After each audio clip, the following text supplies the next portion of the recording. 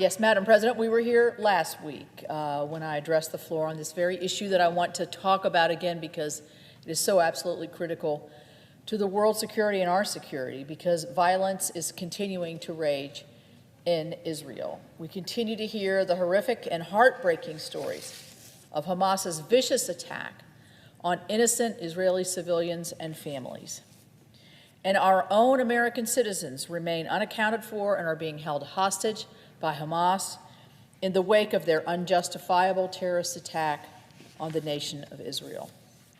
In this chamber and in this country, our support for Israel and their right to defend themselves must be unwavering. We must stand with our ally and friend as they continue to withstand barbaric attacks from terrorist militant groups and threats from all directions. There is absolutely no question that now is the time for American leadership. Our response needs to be united, and our response needs to meet the urgency of a moment just like this. As the world power, the United States of America has both the responsibility and the wherewithal to support our allies, especially as they come under attack by nefarious adversaries. It becomes vitally important that our nation recognize this, that the American public hear the stories from those in Israel, and that we understand the brutal, inhumane, and devastating tactics that Hamas is deploying on the residents of the Jewish state.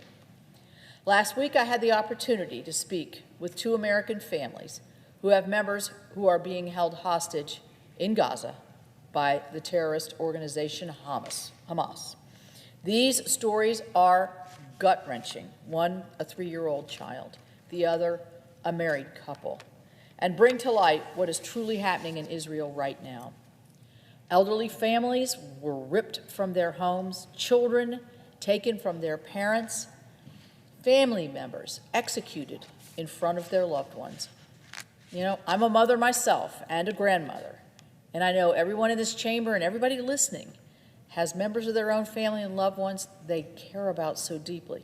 So can we really imagine what that feels like? This is the reality that the Israeli people are facing every day. These attacks need to be condemned and denounced in the strongest possible terms, and they have been. And it makes it all the more imperative that the United States provide the support it needs to stop and root out the evil Hamas. It is impossible to understate or to overstate even the outside role that Iran has played in these past 18 days since the initial attack. We know that Iran is financially supporting Hamas. We know in the strongest terms that Iran has helped reinforce Hamas's military strengths and capabilities and training. We know that Iran is backing Hezbollah to the north in Lebanon, who stands at the ready to open a second front of this war along the Israel-Lebanon border. We know that the Iranian-backed militias are responsible for the recent attacks on U.S. personnel stationed in the Middle East. And we know that Iran harbors deep resentment and hatred for our own United States and our ally Israel. Make no mistake, Iran is an evil empire, and they must be held accountable for these attacks as well. Sanctions need to be opposed and enforced on this regime and all others that are complicit in the illicit Iranian oil trade, which funds terror and aggression in the Middle East. The unmistakable anti-American hatred from Iran and its allies creates greater questions regarding our own national security. It highlights the importance of our investments in our own homeland security and national defense. We are at a very difficult juncture right now, and the security of America and the defense of our allies should remain our first priority. In addition to the terrorist attacks in Israel, there is a large-scale ground war in Europe perpetrated by Russia, the likes of which we have not seen since World War II. China continues to increase their posture and presence towards Taiwan.